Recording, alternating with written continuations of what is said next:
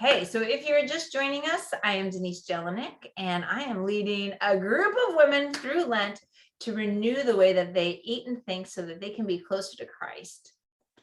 And today we are talking about hormones, hunger, and fat facts. Okay, which, right? It's like so exciting. So what I'm hoping to do today is to teach you not only, whoops, as people come in, I'm going to have to keep letting them in. We're going to talk about two things about eating. So eating is our big thing, and we're going to talk about why we eat and what to eat. Why and the what. And I'd like to start on the why side. Okay, so why we eat.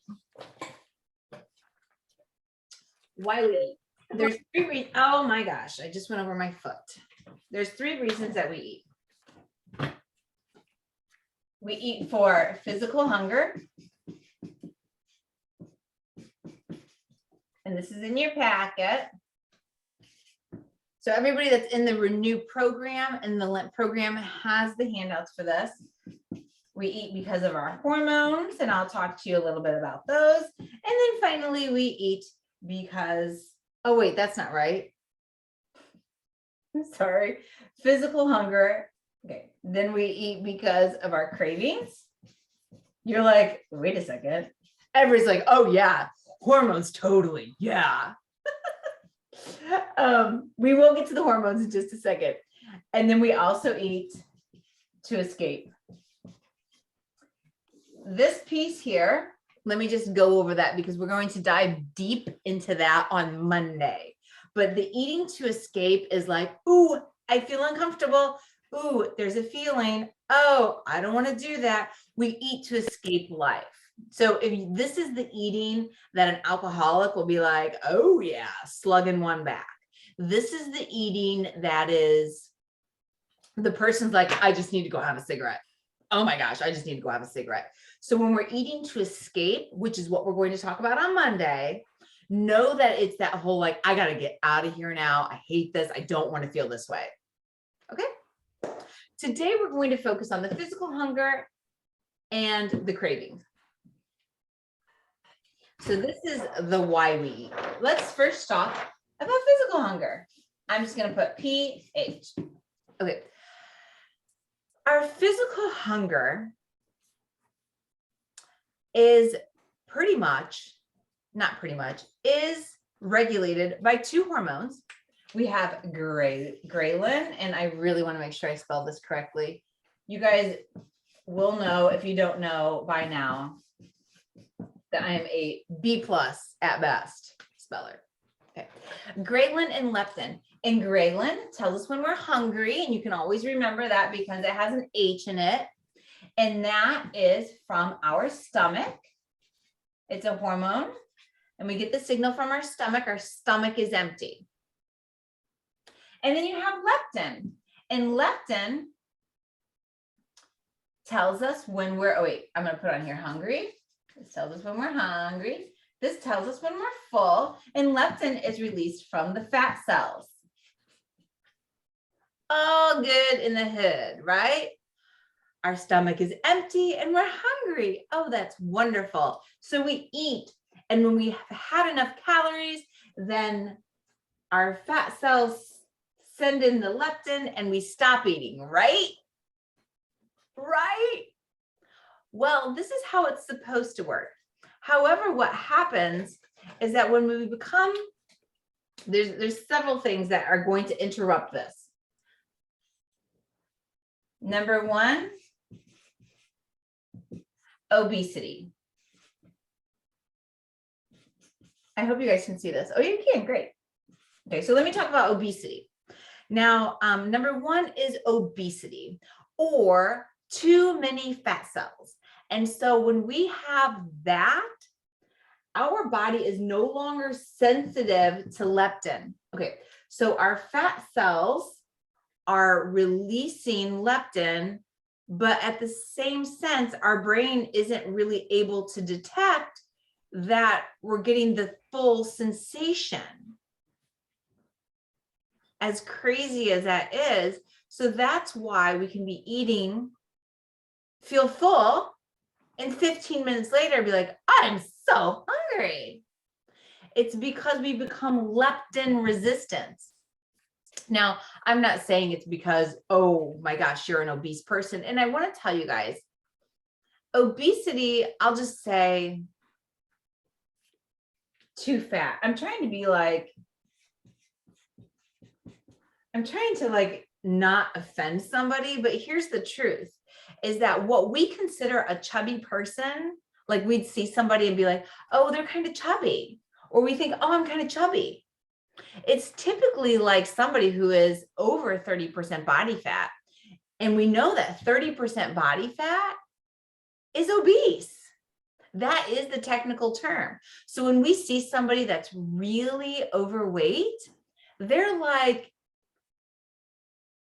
what's the word? Like, what's that like medical term? I don't want to say fatally obese. I don't want you to say grossly obese, but they're like 45, 50, maybe even 60% body fat. Okay, so let's do a little side note here.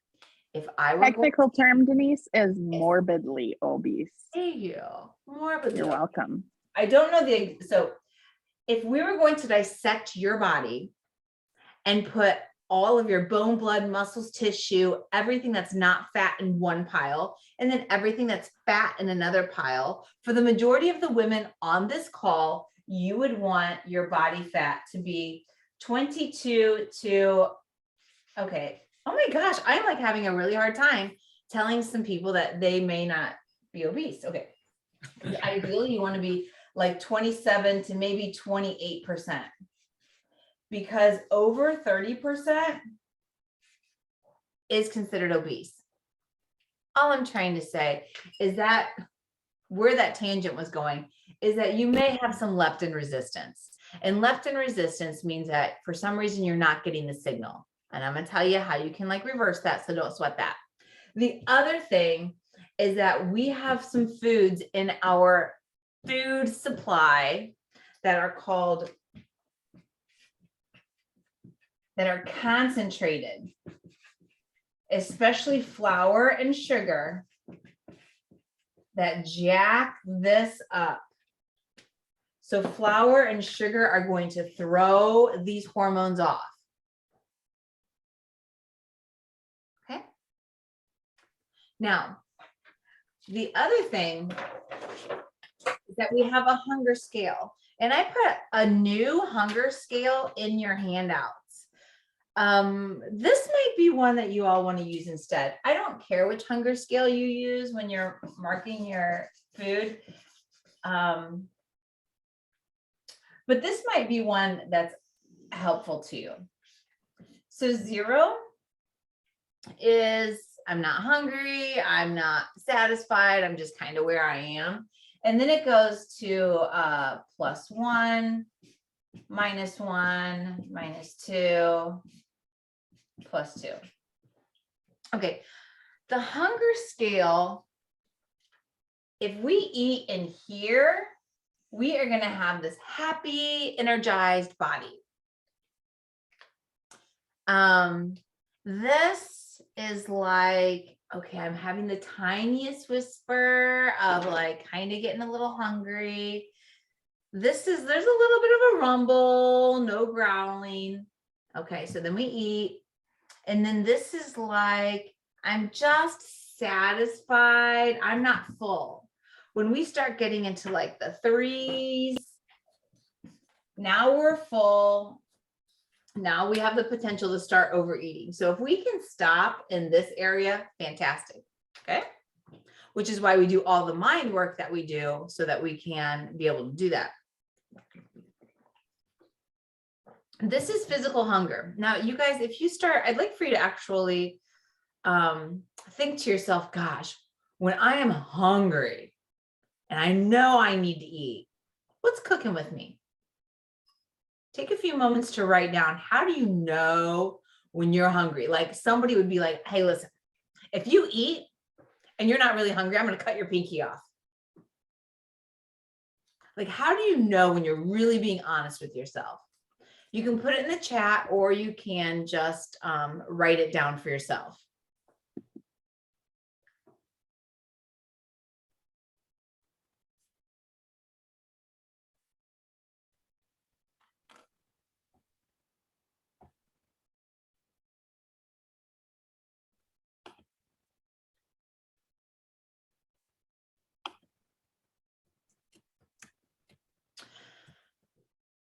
when you're starting to feel full and you're at this place that I'm just satisfied.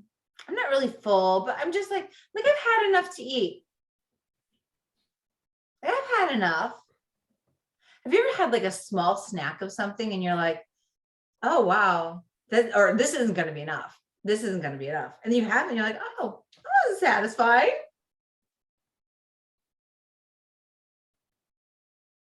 What does that feel like?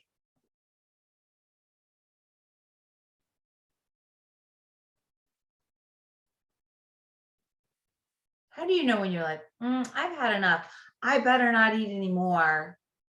I'll be too stuffed.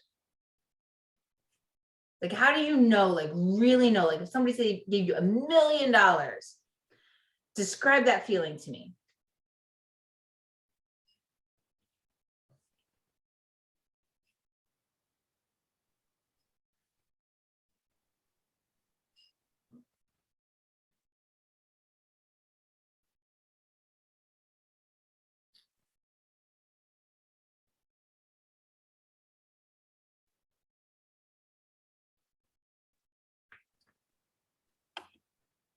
Okay.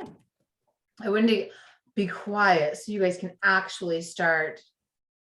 I want you to have that mind work for yourself. What everybody else is saying, you can read later. Okay. So that's where you want to start working. Now, here's the challenging part is that this hunger scale is going to work fantastic unless it's not calibrated. Unless you have no clue, you really don't know. And the two biggest things is that you're eating concentrated food. And when I say concentrated food, I kind of mean like fake food that's been like modified, not whole foods. And the other thing that's going to throw off this hunger scale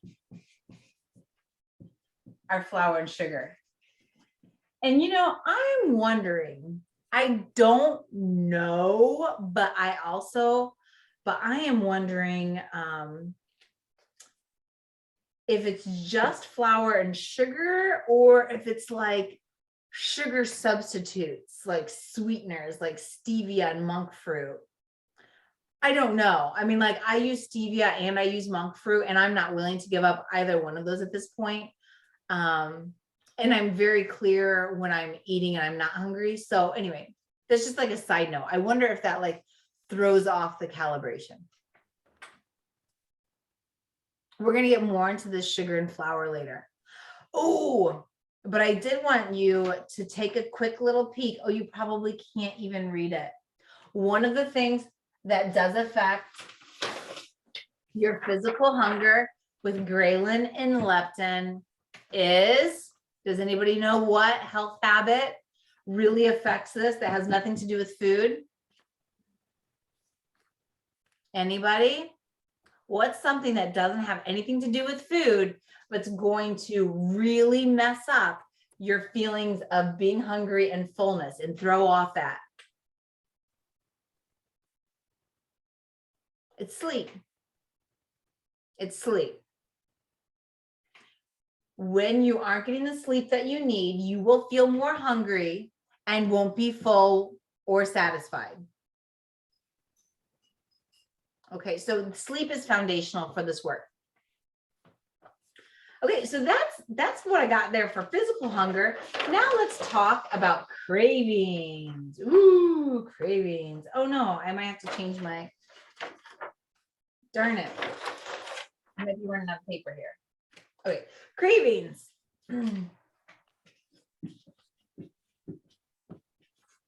Let's dissect the anatomy of a craving. Okay. A craving is caused because your brain feels pleasure. Ooh, it feels so good. It's like when you eat food and your brain remembers like, oh, that felt so good. Wow. So your brain is remembering the pleasure of actually eating the food. It has nothing to do with hunger. Well, who eats chocolate because you're hungry? You don't, because it just feels so good. So the brain remembers that pleasure. Okay, so you have this dopamine rush into your brain, and that's fantastic because that's a huge part of the reward system. The reward system in our brain like motivates us to do things. It creates the craving or the desire to do things. Okay, so this is the way things are going to be. And the truth is that the reward system was designed by God to reward us for things that help us. For example, sex. We all need that to procreate. Normal amounts of food. Water. Have you ever like taken a drink of water? You're like, oh my gosh, this water is like amazing. Like this is the best water ever. What's in this water? That pleasure center is so that we can be rewarded for things that we are essential for survival. And we feel it with exercise. Okay. The thing is that junk food and that concentrated food, I'll just call it junk food, that makes it easier, is that dopamine rush that is so much more powerful than you could get from a whole food.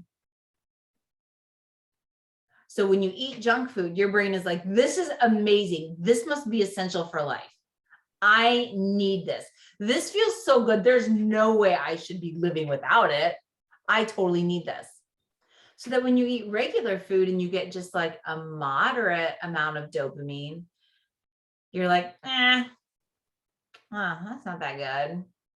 It's just not that good. And the other crappy, oh, you guys can't see that it says cravings. The other crappy thing is that the more, I want you to think of this like cocaine. We'll just use cocaine. Like I use a little cocaine and I'm like, wow, that was great. That was like amazing. And then my brain's like, that's all right.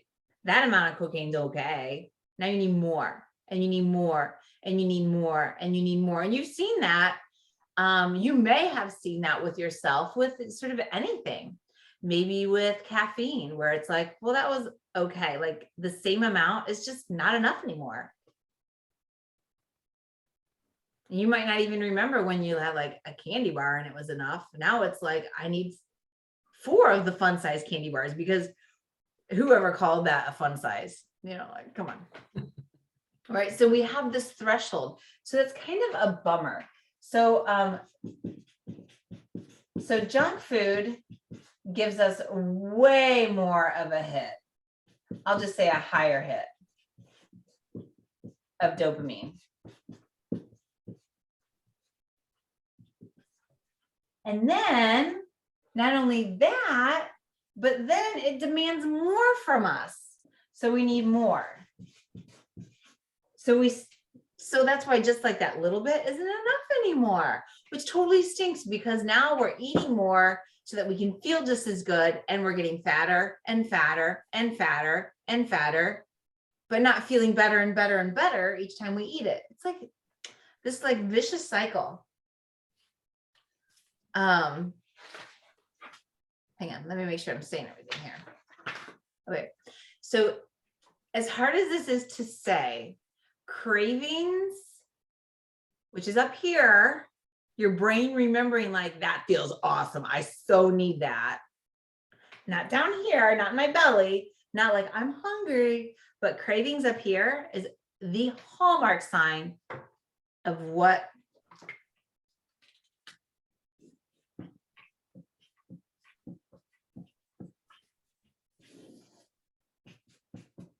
of addiction. And that seems like a really big word, but I mean, I'll be the first one to be like, caffeine addict right here, Denise Jelinek, right here. See me? I'm addicted to caffeine. I know I'm addicted to caffeine. I can't live without it. Don't have an interest in living out without it. Thinking about it when I'm not drinking it and want more. Sometimes there's just not enough. Okay. but looking at where you are and just being real honest, and there's no judgment here. Like, wow, I think I might be addicted to some foods. You might be addicted to some foods. Guess what? They have a name for people like you. They're called human. They're called human. And guess what? You guys, we live in the United States. Our food has been chemically formulated for us to be addicted to it. Come on. I mean, you can't get away from it. So know that billions of dollars have been spent hooking you. And it's okay. It's okay. And if that's working for you and you don't mind, then keep doing it. But if you're feeling like, dang, that's really controlling me and my pants are way too tight, I'm done with this. I'm done being controlled by the Cheetos. I'm done being controlled by the chocolate. I'm done being controlled by the sugar. I want a different way. This is driving me to eat foods I don't want to eat. I'm thinking about them when they're not around. I don't want this anymore. Or at least maybe I'm considering not wanting it anymore. So there's two things I have for you on this. This addiction, I just want to make sure I'm not missing anything here. Okay, I think I covered everything. You might find something in the handout that you think is whatever, but I think I'm driving the point home, because now you're like, well, Denise, what the heck do we do about it? Okay, there's two things. Right now, I want you to list the foods that you think about when you're not eating them. You don't have to list them in the chat. I just want you to get real clear on them with yourself. Put them on a piece of paper. I'll do the same thing.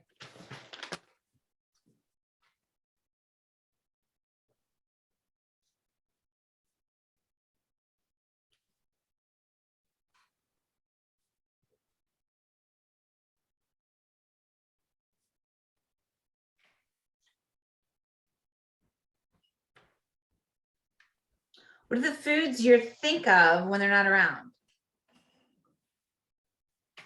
Keep that list somewhere. You can always add to it. The foods that you're thinking about when you're not eating them. Do they tend to be like, if you look at them, are they whole foods or are they like concentrated foods? If they're whole foods, keep them there. If you're like, oh, I just crave strawberries. Oh my gosh, I just crave kale.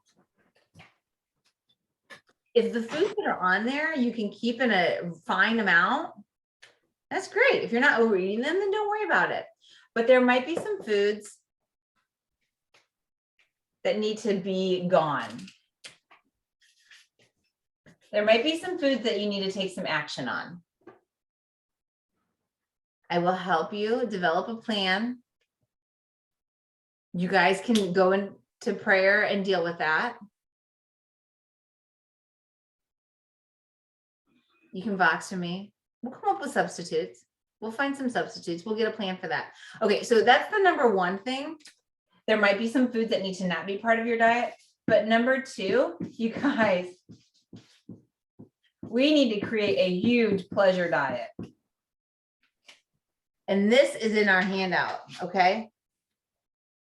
Oh, I even put, okay, why do we eat the craving? What foods am I consuming that are creating this addictive cycle? What are my thoughts about removing them from my diet? What substitutions, plans, or strategies could I implement? That's in your handout, okay? So you can do that plan. But the other thing you need to do is to add some non-calorie pleasure into your life. You have a handout for that, creating the pleasure flood, so that we can create like some awesome dopamine in our brain, right? Like what causes pleasure? What gives you pleasure? So in your handout, you have a handout, a sheet that says, what are my ideas? for adding more pleasure into my life. Now we talk about like loving yourself is more making a plan than like getting massages. But hey, sometimes you have to start doing that kind of stuff to like really start flooding your body with more dopamine as you're coming off these foods. What can you plan in your day that you're like, oh, I get to look forward to that. Oh my gosh, that's going to be so great. I can't wait to do that. So you have your ideas, you can Google some ideas, and then talk to people. Talk to people who don't have food issues, that have fun, who like do things that are non-food fun. Like right now I'm thinking, I would love to go for a manicure. That would be awesome. I really want to get a manicure. So we need to start adding some pleasure. And in the Mighty Networks is the app that we're using because not everybody's on Facebook. In Mighty Networks, we're just trying to create an entire thread of all sorts of fun things that people like to do.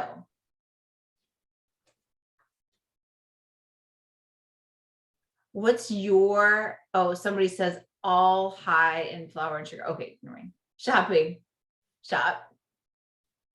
Well, if you have two issues going on, if you're like, I'm an overspender and I'm an overeater, I would say do the one that's causing, deal with the one that's causing you the most pain.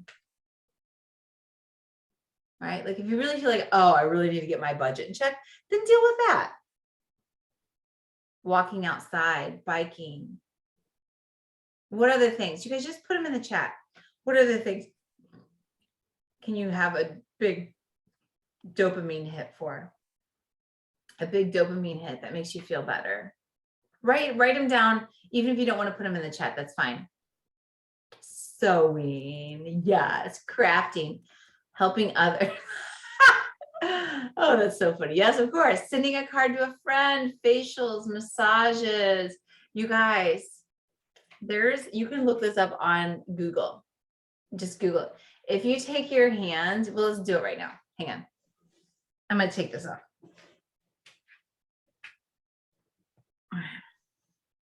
Take your hands, everybody take your free hands, cross them, and then just start putting pressure and rubbing your neck. In fact, I'm going to time everybody. I'm going to be totally quiet for 1 minute. 1 minute. Okay, so before I start the time, I want you to go up your neck and down your shoulders, up your neck, and you can even do your temples or your face. Okay, 1 minute starts now.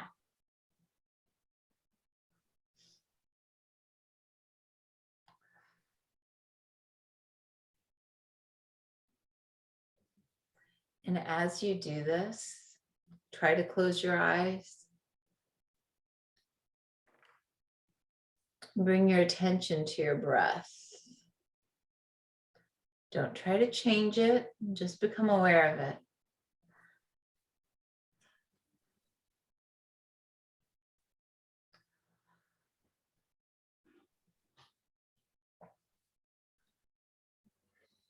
Relax your jaw, relax your neck.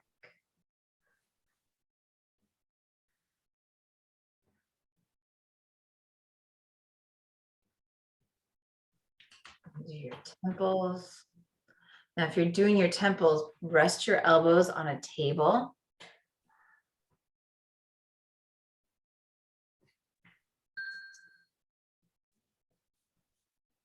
Okay, that was 1 minute, but I don't really want to stop. That feels so good. Isn't that amazing? Oh, I love that. Do you guys remember in Mighty Networks, I posted this week, like if you're feeling the urge to like eat or you're having a craving, if you just take 60 seconds, literally set a timer for 60 seconds, do that for yourself to flood your body, for your brain with some dopamine hits, 1 whole minute. And then you can go eat whatever you want if you want, or you can have that. Okay.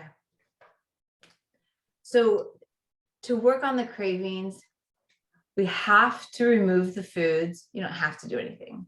I suggest you remove the foods that are controlling you and throwing off that calibration, because you're not going to get the dopamine hit that God naturally created in things like steak or potatoes or butter or other foods if you're having lots of flour and sugar. Okay. I want to talk to you a little bit about the foods that we want to eat. So I've learned in the last year a couple things. I'm not comfortable in any way talking to people about the best diet they should have. Like, is it plant-based? Is it keto? Is it, I don't know, like all these different ways of eating. I am happy to talk one-on-one with people about what works best for their bodies, but I don't have any blanket statements anymore. I mean, I really don't. And the reason I don't is because I don't think the same thing works for the same person all the time. It might change, especially like as we get older as women and our hormones start to change and we go through menopause. Oh my gosh. So listen, there's a couple things I do want to tell you as a resource. For anybody who's going through menopause or starting to, I have a doctor that I totally recommend. She's a gynecologist. I love everything that she puts out, and she has something called the Galveston diet. I have a YouTube that I share with every woman, and she's like 30 minutes, and she talks about foods and what she thinks that you should eat. In fact, I'll just make sure I get that to everybody. Link to her YouTube. I love her so much. Listen to this. I love and trust her so much that I've applied to work for them, because I know so many women want to eat that way, but they're stuck like right here where we are. So I want to work with them because they hire coaches to help women use this diet, because I just think it's so fantastic for menopausal women or as you get there. Okay. So that's what I want to say. You also have, no, that's not all I'm going to say. I want to share with you what happens though in your body. Here's the thing, is that when you eat carbohydrates, a couple things happen. And I'm not saying you shouldn't eat carbohydrates, but let me just speak freely, and I'm not even going to write that down. Okay. When you ingest carbohydrates, your insulin increases, which is okay. Let me back up. When you ingest carbohydrates, they get into your stomach and then they get into your blood supply. Okay. And they're circulating around your blood, which is fantastic. So when there's sugar in the blood, the pancreas releases insulin. The pancreas says, come here, sugar. You're not supposed to be in the blood. You need to go to the working muscle where we really need you, because sugar in the blood is actually very toxic. You can only have like a certain amount in the blood, and then it becomes very toxic, which is why it's not good for diabetics to have high blood sugar, or anybody. So let me review. I eat carbohydrates, my blood, it gets into my blood. So we have blood sugar. Your pancreas releases insulin, which is exactly what it's supposed to do, because it says, hey, you're not supposed to be there, sugar, or there's too much here. There's too much sugar in the blood. We're going to take you into the working muscle, into your muscles. Okay. We're going to take you into storage sites so you can be used. Okay. There's 3 different places blood sugar can go. It can go in the liver, and there's only a few storage sites there. So if there's no space in the liver, then it goes into the muscle. And if you've exercised that day, there's even more space for the blood sugar to go. You can think of it as empty garages, right? There's a whole bunch of empty garages. Let's pull the car in, pull the car in, pull the cars in, pull the cars in. But if there's no empty garages in the muscle because you haven't exercised or you've eaten too many carbohydrates, then the only and last place for that blood sugar to go is where? is to be stored in adipose tissue into fat cells. Okay. So my point in this, and I'll be making several points, the takeaway from that little vignette is this: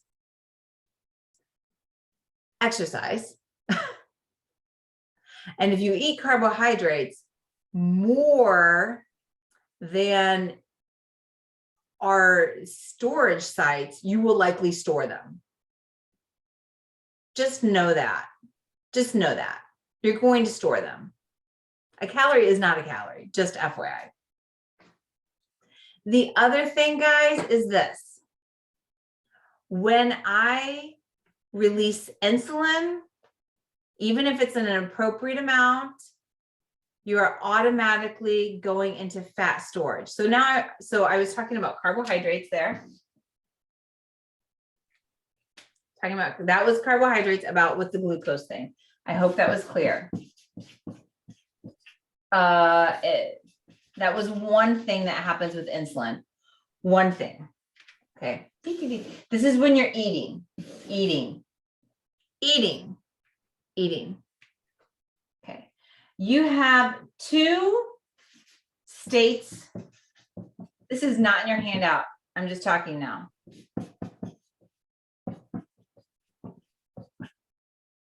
You have a fed and a fasted state. Fed, duh, is when I'm eating. And we're not considered in a fasted state really until about 12 to 14 hours. When I'm in a fed state, my insulin will be elevated. Even if I haven't eaten for 6 hours and I'm starving, it's fine. I mean, you're supposed to be hungry. Eat when you're hungry. In a fasted state, my insulin is low.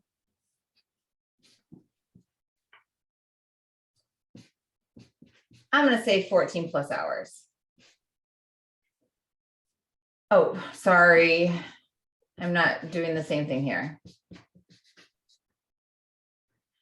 Anytime insulin is released, I have stopped fat burning. So when insulin is, cleared out of my blood here, I can burn fat. My body will use fat as fuel. Here, I store fat.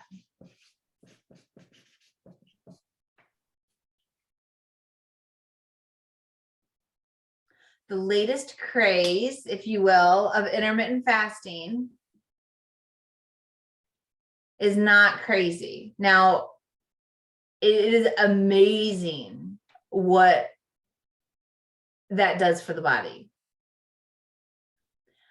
Do I think you should start intermittent fasting tomorrow, this week, or in the next month? Probably not. I think there's a lot of other things that need to be changed for you. I mean, I wouldn't mind like talking one-on-one or Voxer me or text or whatever. But what I wanted to tell you is that anytime insulin is released, you're storing fat.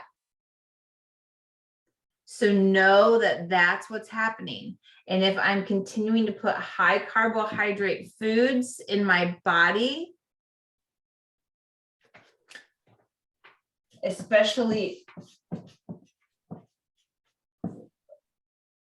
when I'm putting refined carbohydrates in my body, junk food, now I'm definitely releasing insulin.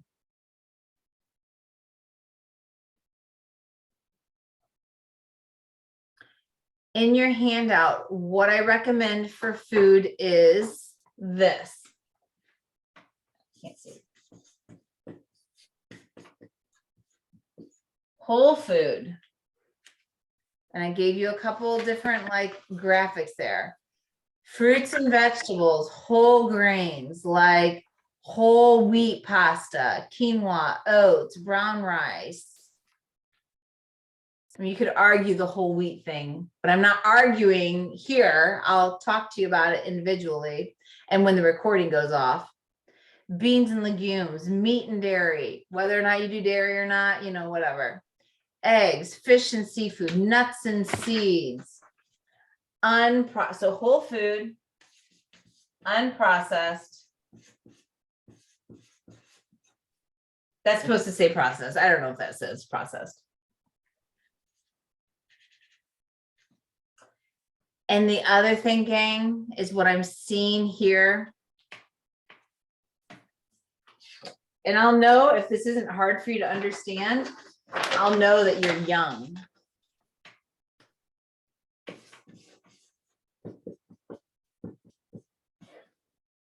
Low fat is a myth. Low fat is an absolute myth. Calories, low fat, no. Fat does this.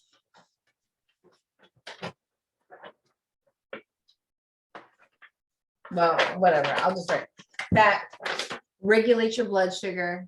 It keeps your insulin low. You don't have an insulin response to fat. What? No insulin response to fat? You mean how I can like eat fat and not store fat? Yeah. What? If you're not eating refined carbohydrates and you've conditioned your body to become what's called fat adapted, where you're burning fat all of the time, which I can share with you later, which is a step way down the line. But know this, fat helps with satiety, which means it makes you feel fuller longer. If we go here, if we go on the scale, all right, I want you to imagine that you're a -2, and then I give you a Long John, a donut, a bear claw, I don't know, whatever. My dad always ate bear claws, probably still does. You might get to, like, let's say you're ravishingly hungry, like a -4 or something. You might get to like a -2 or 1, right? That bear claw or that donut. Take the same amount of calories, make eggs, put some cheese in there, maybe some avocado, bacon, same amount of calories. Now I'm gonna be full, and I'm gonna be full longer. And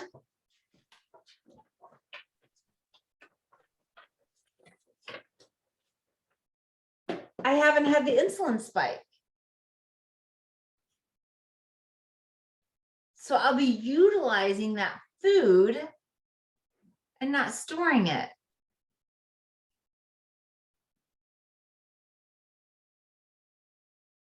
Huh.